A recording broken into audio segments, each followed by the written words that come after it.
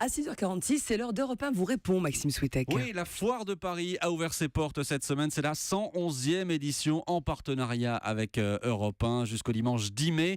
600 000 visiteurs sont attendus cette année, porte de Versailles. Bonjour Karine Préter. Bonjour. Vous êtes la directrice générale de la Foire de Paris. Merci d'être en direct avec nous ce matin. On le disait, la Foire de Paris, dès sa création en 1904, c'était déjà le temple de l'innovation. Oui, c'est vraiment un événement qui est lié à l'Expo universelle, qui est né vraiment pour pouvoir prolonger ces innovations que l'on découvre souvent dans ces grands rassemblements, et puis aussi les rendre accessibles au public, parce que le public, il a envie parfois de les acheter, de les ramener à la maison. Et donc, depuis sa création en 1904, vraiment notamment avec le partenariat avec le concours Lépine, des grandes innovations qui ont un peu révolutionné notre quotidien. Lesquelles ?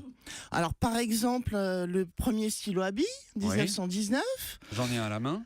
Première machine à laver, 1922. Sophie en a une à la J'en ai main. une chez moi, ouais. Première cocotte minute. Aussi. Aussi un peu. Ou plus récemment, par exemple, le premier ventilateur sans pale, ou encore cette année, le premier aspirateur sans fil. Alors, à propos d'innovation, quelles sont celles qui vous ont marqué depuis l'ouverture de cette foire ?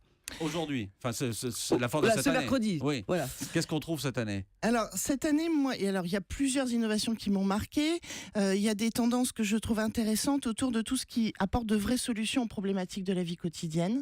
De plus en plus, on voit notamment aussi tout ce qui est le professionnel qui est ramené à la maison et qui est vraiment là pour nous aider à simplifier nos actions au quotidien. Vous avez un exemple ? Alors par exemple, moi j'ai un petit coup de cœur pour un jeune entrepreneur qui a inventé une serrure connectée qui s'appelle Okidokis, que l'on met vraiment à sa serrure normale et qui remplace en fait nos clés qui nous encombrent quand on va courir par une carte ou par un bracelet qui est connecté et que l'on peut préprogrammer. Donc par exemple, on peut dire ce bracelet-là, il va être accessible chez moi de 8h à 10h tel jour. Ah. Et ça peut servir aussi, par exemple, pour les femmes de ménage, ce genre de choses. Quand on sait que il faut multiplier les clés, ça peut remplacer. Pourquoi est-ce que c'est une bonne innovation d'après vous ?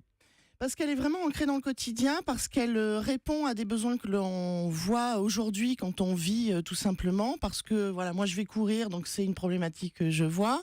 J'ai de plus en plus d'amis autour de moi qui vont prêter ou louer leur appartement.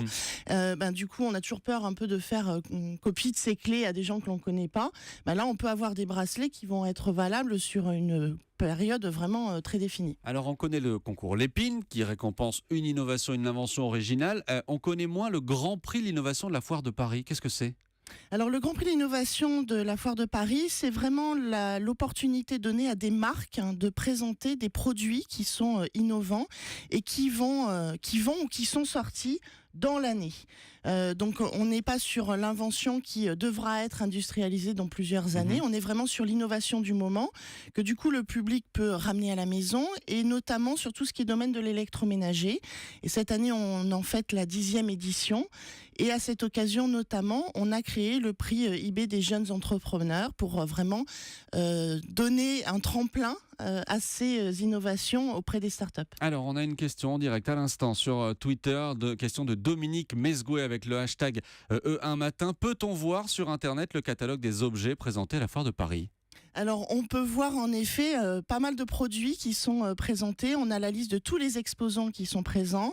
On a aussi la liste de tous les produits qui sont présentés au Grand Prix de l'Innovation. Et donc, vous pouvez en voir pas mal. Après, mon conseil, c'est venir déambuler dans les allées parce que c'est vrai que l'on découvre plein de choses. Nous-mêmes, avant d'ouvrir la Foire de Paris, on n'a pas en tête tout. Et quand on marche dans les allées, on se dit « mais quelle belle innovation !» Alors, les visiteurs qui viennent à la foire ont vraiment un engouement pour ce genre de produits, pour toutes ces nouveautés. C'est pour ça qu'ils viennent ? C'est une des premières raisons de visite des visiteurs, de pouvoir découvrir des innovations, des tendances. Et à nouveau, comme je le disais tout à l'heure, cette envie de pouvoir les ramener aussi à la maison.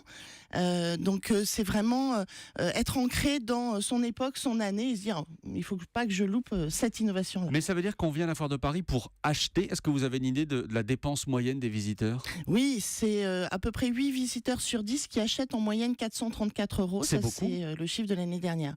Oui, c'est beaucoup et ça correspond à la fois à des très gros paniers puisque c'est un lieu dans lequel on peut avoir des achats énormes comme autour de la maison. On peut acheter acheter une piscine, une cuisine, refaire sa salle de bain. Forcément, ça fait monter le panier moyen. Exactement. On peut aussi avoir des coups de cœur sur des petits produits que l'on va, sur lesquels on va craquer. Alors, est-ce qu'il y a vraiment des rabais à la Foire de Paris ?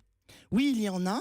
Il y en a de plus en plus puisque les exposants ont compris que c'est vraiment un lieu sur lequel les visiteurs attendent de faire des bonnes affaires. Et notamment pour promouvoir cela, cette année, pour la première fois, on a édité un magazine des bonnes affaires qui permet vraiment aux exposants de faire connaître aux futurs visiteurs et aux visiteurs qui sont là les promotions et les rabais qu'ils vont proposer. J'ai encore une petite question. Vous organisez cette année un Maker Faire. Qu'est-ce que c'est exactement ? Alors le Maker Faire, c'est vraiment une philosophie autour des makers qui est le penser, faire, partager. C'est comme ça que je le résume. C'est autour du faire soi-même qui est devenu vraiment de plus en plus important avec le numérique. Fabriquer soi-même. Donc on fabrique soi-même et maintenant avec tout ce qui est numérique, on peut le partager avec les autres. Et donc les Maker Faire, c'est un peu le temple du partage de ces innovations un peu bidouilleurs 3.0. Ça peut être des artisans, des créateurs, des adeptes de technologie. C'est des particuliers, des entreprises ou des startups qui vont venir partager leur création auprès du grand public, qui va venir découvrir des choses qu'ils ne peuvent pas découvrir ailleurs. Et c'est donc à voir également à la Foire de Paris. Merci beaucoup Karine Préter d'être venue en direct ce matin sur Europe 1 pour répondre aux questions des auditeurs. Rendez-vous donc à la Porte de Versailles jusqu'à dimanche de la semaine prochaine. Événement en partenariat avec Europe 1. Merci et bonne journée à vous.